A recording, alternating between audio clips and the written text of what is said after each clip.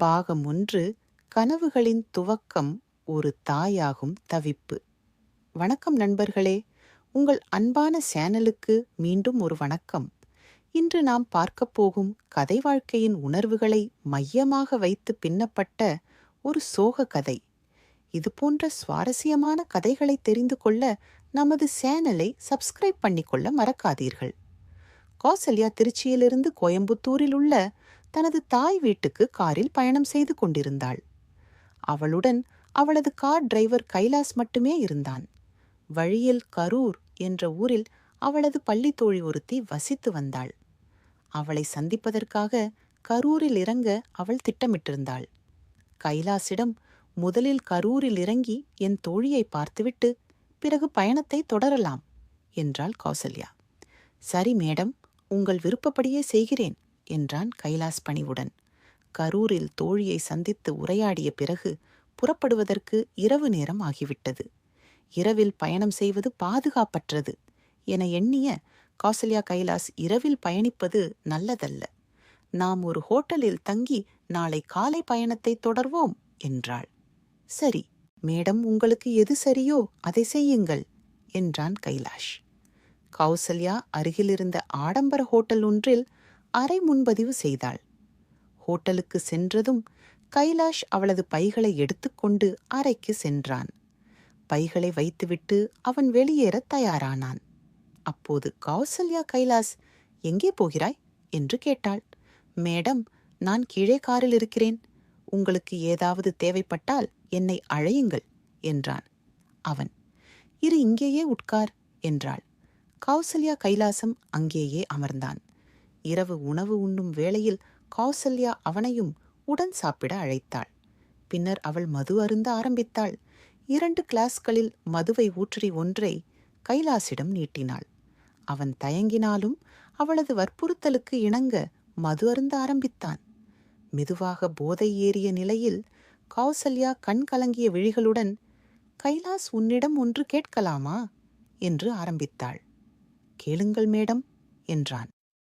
கைலாஸ் ஒருவர் எளிதாக இறப்பதற்கு வழி இருக்கிறதா? அவருக்கு எந்த வலியும் இல்லாமல் சாக வேண்டும் என்றால்? அவள் இதை கேட்டு அதிர்ச்சியடைந்த கைலாஸ், மேடம், ஏன் இப்படி கேட்கிறீர்கள் என்றான்.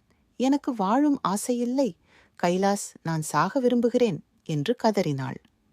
கௌசல்யா மெதுவாக தன் வலியை பகிர்ந்து கொண்ட கௌசல்யா தனக்கு திருமணமாகி 4 வருடங்கள் ஆன போதிலும் இன்னும் குழந்தை இல்லை என்பதை சொன்னாள்.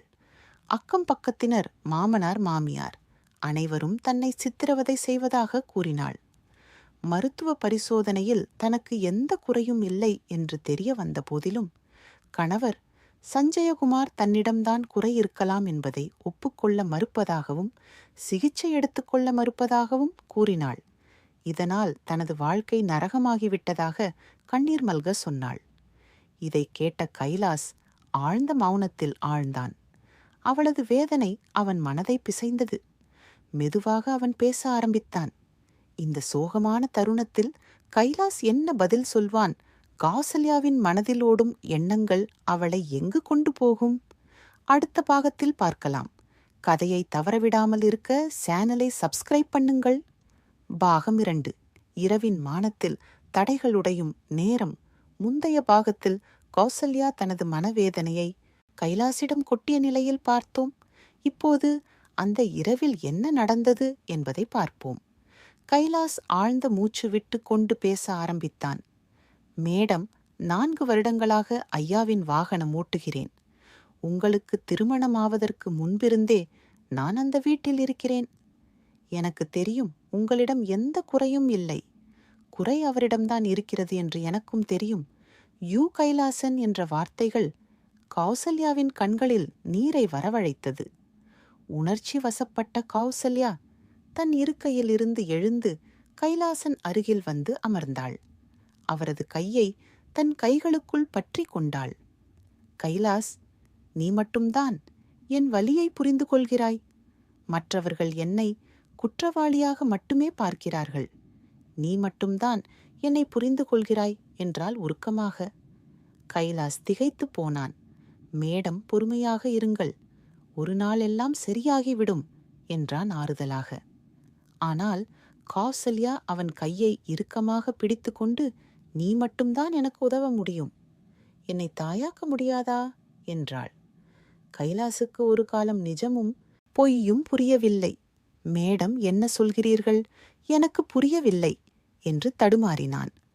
கௌசல்யா தயங்காமல், கைலாஸ், நீ எனக்கு குழந்தை பாக்கியத்தை தர முடியாதா? என் கணவருக்கு அந்த திறமை இல்லை. வேறு யாரிடம் நான் போவேன்? உன்னிடம்தான் என் மனதில் இருப்பதை சொல்ல முடிகிறது. நீ மட்டும்தான் என் துயரை புரிந்து கொள்கிறாய் என்றாள். கைலாசுக்கு அவள் என்ன சொல்ல வருகிறாள் என்பது பரிச்சென்று புரிந்தது. போதியிலிருந்தவருக்கும் நிதானம் மெல்ல மெல்ல குறைந்து கொண்டிருந்தது. கௌசல்யா அவனை நெருங்க ஆரம்பித்தாள். ஒரு இளைஞனாக அவனால் தன்னை கட்டுப்படுத்திக் கொள்ள முடியவில்லை. அந்த அறையில் மரியாதை, நாணம், கட்டுப்பாடு போன்ற எல்லையெல்லாம் மெல்ல மெல்ல கரைந்து போயின. அந்த இரவில் ஹோட்டல் அறையின் மௌனத்தில் கௌசல்யா தன் திரைவருடன் ஆசையை பூர்த்தி செய்து கொண்டாள். ஆரம்பம் மட்டுமல்ல, இரவு முழுவதும் இருவரும் ஒருவருக்கொருவர் தேவைகளை பூர்த்தி செய்து கொண்டார்கள். காலை பொழுது விடிந்த போது அவர்களுக்கிடையேன உறவே மாறி போயிருந்தது. கைலாஸ் இனி வெறும் டிரைவர் இல்லை. கௌசல்யா இனி அவனுக்கு முதலாளி இல்லை. குளித்து முடித்து கோயம்புத்தூர் நோக்கி பயணம் தொடங்கியது. வழியில் கௌசல்யா கைலாசிடம், நேற்று இரவு நடந்தது எங்கள் இருவருக்கும் மட்டுமே தெரிந்த ரகசியம். ஆனால் ஒரே இரவில் நான் தாயாகி விடமாட்டேன். எனக்கு குழந்தை பிறக்கும் வரை இதை நான் தொடர வேண்டும் என்றாள். கைலாஸ் கேட்டான், மேடம் திருச்சியில்? இது எப்படி சாத்தியம்? வீட்டில் மாமனார் இருப்பார், நான் ஐயாவுடன் இருப்பேன். எப்படி நாம் சந்திப்பது கௌசல்யா? பூனகையுடன், அதை பற்றி நீ கவலைப்படாதே, நான் பார்த்துக் கொள்கிறேன் என்றாள். கோயம்புத்தூரில் 2 நாட்கள் தங்கிய பின் கைலாஸ் கௌசல்யாவை திருச்சிக்கு அழைத்து வந்தான். ஆனால் உண்மையில் இங்கிருந்துதான் கதையின் திருப்பம் ஆரம்பமாகிறது. கௌசல்யா தன் திட்டத்தை எப்படி செயல்படுத்தினாள்? கைலாசுடனான அவளது உறவு திருச்சியில் எப்படி தொடர்ந்தது? அடுத்த பாகத்தில் விரிவாக பார்க்கலாம். வீடியோவை ஸ்கிப் செய்யாமல் கடைசி வரை பாருங்கள். பாகம் 3 சிக்கல்களின் சூழல். 1 வருட காதல் முந்தைய பாகத்தில் கௌசல்யாவும் கைலாசம் ஹோட்டலில் ஒரு இரவை கழித்ததை பார்த்தோம். இப்போது அவர்களின் உறவு திருச்சியில் எப்படி தொடர்ந்தது என்று பார்ப்போம். கௌசல்யா யார்? கோயம்புத்தூரில் பிறந்து வளர்ந்தவள். அவளுக்கு 2 அண்ணன்கள் இருந்தனர். இருவரும் திருமணமாகி சிறிய வேலைகள் செய்து வந்தனர். கௌசல்யா வளர்ந்தபோது அவளது அழகு பலரையும் கவர்ந்தது. ஆனால் அவள் யாரையும் நெருங்க விடவில்லை. அவளது தந்தை அவளுக்கு நல்ல மாப்பிள்ளை தேடி கொண்டிருந்தார். அப்போதுதான் சஞ்சயகுமார் என்ற மருத்துவரின் வரன் வந்தது. திருச்சியை சேர்ந்த சஞ்சயகுமாருக்கு சொந்தமாக ஒரு தனியார் மருத்துவமனை இருந்தது. சொந்த பங்களா, கார் என்று வசதியான குடும்பம். கௌசல்யாவின் தந்தை, நாங்கள் ஏழைகள், அவர்களின் பெரிய இடத்தை சேர்ந்தவர்கள், இந்த உறவு நடக்குமா என்று சந்தேகப்பட்டார். ஆனால் சஞ்சயகுமார் கௌசல்யாவை பார்த்ததும் மயங்கி உடனே திருமணத்திற்கு சம்மதித்தார். திருமணம் முடிந்து கௌசல்யா சஞ்சயகுமாரின் வீட்டுக்கு வந்தாள். ஆரம்பத்தில் அனைவரும் அன்பாகவே நடத்தினர். மாமனார், மாமியார், கணவர் என அனைவரும் அவளை பாசமாக பார்த்து கொண்டனர். 1 வருடமானதும் மாமியார் பேத்தி அல்லது பேரன் குழந்தையின் அழுகுரலை எதிர்பார்க்க ஆரம்பித்தார். ஆனால் 2 வருடங்களான போதிலும் அந்த நல்ல செய்தி வரவில்லை. 3 வருடங்கள் கடந்தும் குழந்தை இல்லாததால் அக்கம் பக்கத்தினர் பேச ஆரம்பித்தனர். மாமியாரும் கௌசல்யாவிடம் இது பற்றி பேச ஆரம்பித்தார். மனம் விதம்பிய கௌசல்யா கணவரிடம் மருத்துவ பரிசோதனை செய்து கொள்ளும்படி கேட்டாள். சஞ்சயகுமார் சம்மதித்தார். கௌசல்யாவின் அனைத்து பரிசோதனைகளும் இயல்பாகவே இருந்தன. அவளுக்கு எந்த குறையும் இல்லை. பெண் மருத்துவர் சஞ்சயகுமாரையும் பரிசோதனை செய்து கொள்ளும்படி ஆலோசனை கூறினார். ஆனால் ஆணவம் மிக்க சஞ்சயகுமார் தனக்கு எந்த குறையும் இல்லை என கூறி பரிசோதனை செய்து கொள்ள மறுத்துவிட்டார். கௌசல்யா எவ்வளவோ கேட்கும் அவர் கேட்கவில்லை. இதனிடையே பழமைவாதிகள் மலடி என்று கௌசல்யாவை இழுத்து பேச ஆரம்பித்தனர். மாமியார் கூட அவளை மறைமுகமாக திட்ட ஆரம்பித்தார். இந்த சூழலில்தான் கௌசல்யாவுக்கு ஒரு எண்ணம் உதித்தது. என்னிடம் குறை இல்லை, சஞ்சயிடம்தான் குறை. நான் தாயானால் என் பிரச்சனைகள் தீரும், அதற்கு வேறு ஒரு ஆணின் உதவியை நாட வேண்டும் என்று சிந்தித்தாள். அப்போதுதான் அவளுக்கு கைலாஸ் ஞாபகம் வந்தான். வீட்டுத் திரைவரான கைலாஸ் அவளை பார்க்கும் போதெல்லாம் வெட்கப்பட்டு தலை திருப்பிக் கொள்வதை அவள் கவனித்திருந்தாள். அவன் மனதில் தன் மீது ஈர்ப்பு இருப்பதை புரிந்து கொண்டாள். அதனால்தான் கரூர் வழியாக வரும்போது அதிக நேரம் எடுத்துக்கொண்டு இரவானதும் ஹோட்டலில் தங்குவதற்கு ஏற்பாடு செய்தாள். அங்கு கைலாசை தன் வலையில் வீழ்த்தி தன் திட்டத்தை நிறைவேற்றிக் கொண்டாள். திருச்சி திரும்பிய பிறகு கௌசல்யாவுக்கு வெளியில் செல்வதில் கட்டுப்பாடு இல்லாததால் அவள் ஒரு ஹோட்டலில் ஏற்பாடு செய்து அங்கு கைலாசை சந்தித்து தன் அவாவை தீர்த்து கொண்டாள். இப்படியே ஒரு வருடம் ஓடிவிட்டது. இந்த ஒரு வருடத்தில் இருவரும் நெருங்கி பழகி மெல்ல மெல்ல காதலிக்க ஆரம்பித்தனர்.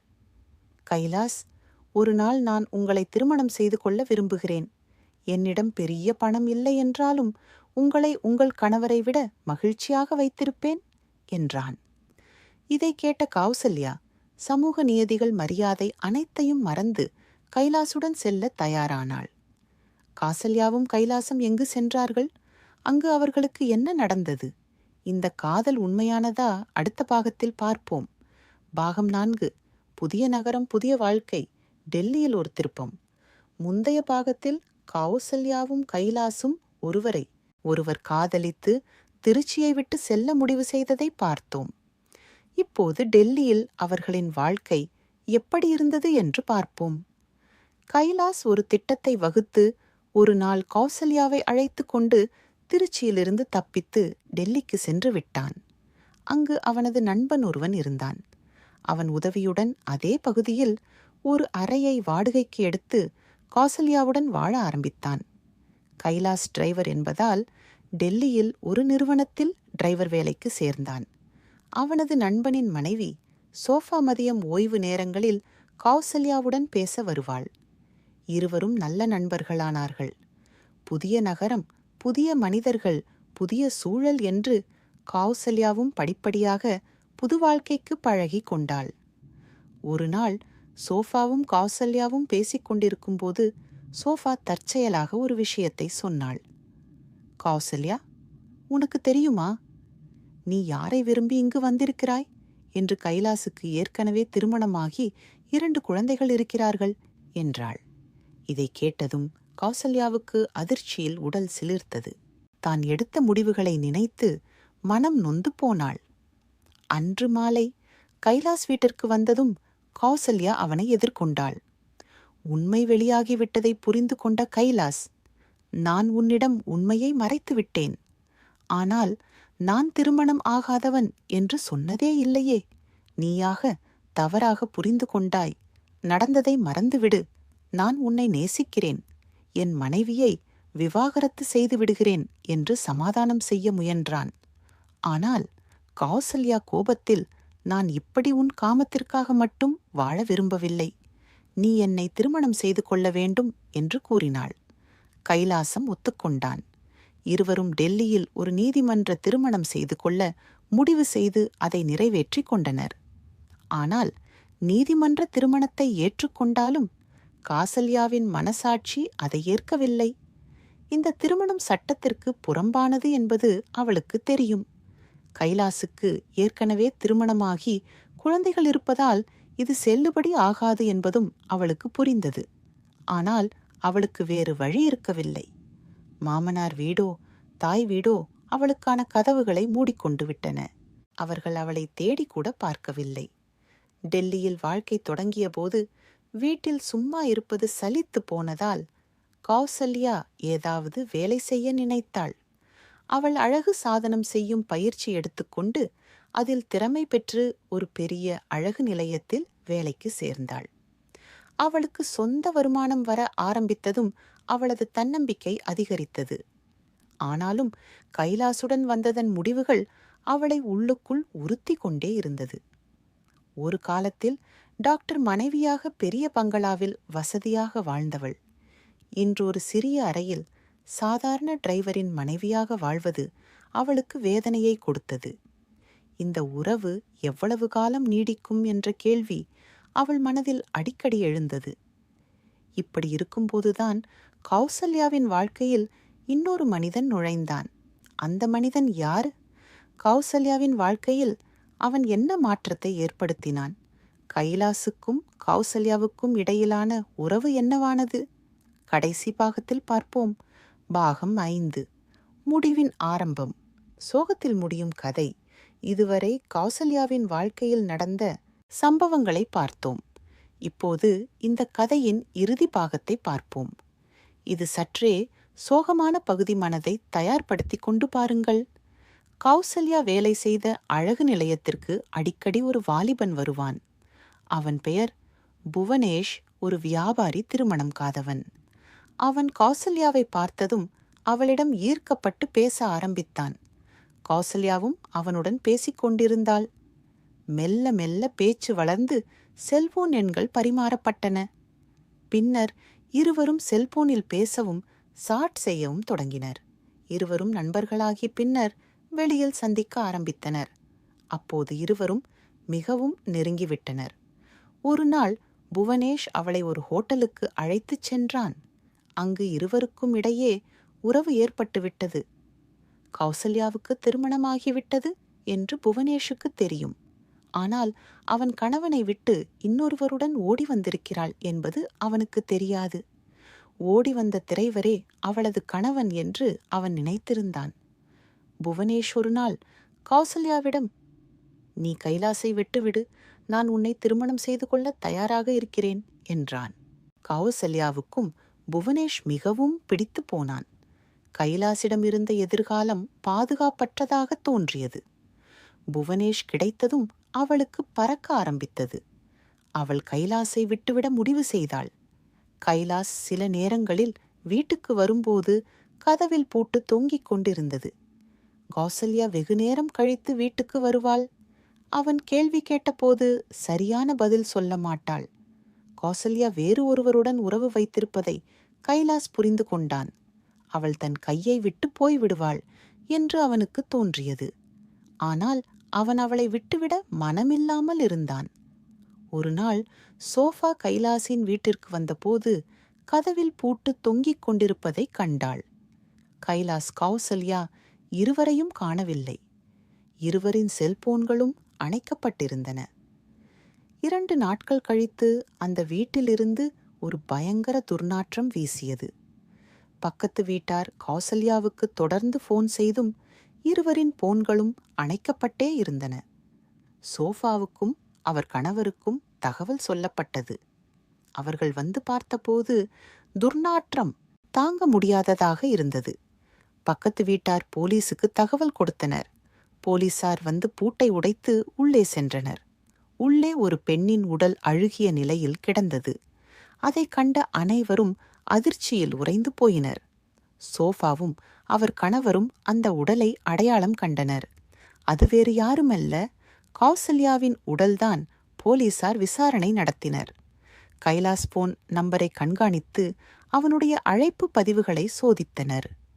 வீட்டில் கிடைத்த ஆவணங்கள் மூலம் கௌசல்யாவின் தாய் வீட்டாருக்கு தகவல் தெரிவிக்கப்பட்டது. உடற்கூராய்வு அறிக்கையில் கௌசல்யா துப்பாக்கி சூட்டினால் இறந்ததாக தெரிய வந்தது. கைலாஸ் தலைமறைவாகினான். போலீசார் அவனை தேடி ஒரு விடுதியில் மறைந்திருந்த அவனை கைது செய்தனர். விசாரணையில் அவன் உடைந்து கௌசல்யாவை கொன்றதை ஒப்புக்கொண்டான். அவன் சொன்ன கதை கௌசல்யா துரோகம் செய்ததாக தெரிந்ததும் அவன் மிகவும் கோபமடைந்தான். நண்பன் ஒருவன் கொடுத்த நாட்டு துப்பாக்கியால் அவளை மிரட்ட நினைத்தான். இருவரும் மது அருந்தியிருந்தனர். சண்டை முற்றிய போது அவளை மிரட்ட துப்பாக்கியை நீட்டினான். ஆனால் கௌசல்யா பயப்படவில்லை. போதையில் துப்பாக்கியை அழுத்திவிட்டான். குண்டு கௌசல்யாவின் மார்பில் பாய்ந்து அவள் அங்கேயே இறந்து போனாள். பயத்தில் வீட்டை பூட்டிவிட்டு தப்பிச் சென்றான். கைலாஸ் மற்றும் அவனுக்கு துப்பாக்கி கொடுத்த நண்பன் இருவர் மீதும் வழக்கு பதிவு செய்யப்பட்டு சிறைக்கு அனுப்பப்பட்டனர். இந்த கதை நமக்கு சொல்லும் பாடம்: ஒரு பெண் தாயாக முடியவில்லை என்றால் அவளை சமூகம் எப்படி சித்திரவதை செய்கிறது, குறைபாடு பெண்களிடம் மட்டுமே இருக்கும் என்ற மூட நம்பிக்கை இன்னும் நம்மிடையே நிலவுகிறது. ஆண்களிடமும் குறைபாடு இருக்கலாம் என்று சிந்திப்பதே இல்லை. கௌசல்யா குழந்தை பெறுவதற்காக எடுத்த தவறான முடிவுகள்தான் அவளை இந்த நிலைக்கு கொண்டு வந்தன. இந்த கதை குறித்து உங்கள் கருத்துக்களை கமெண்ட் பகுதியில் பகிர்ந்து கொள்ளுங்கள். வீடியோ பிடித்திருந்தால் லைக் செய்து பிறர் பார்ப்பதற்காக ஷேர் செய்யுங்கள். இதுபோன்ற கதைகளை தெரிந்து கொள்ள எங்கள் சேனலை சப்ஸ்கிரைப் பண்ணி மறக்காதீர்கள். உங்கள் ஆதரவுக்கு நன்றி.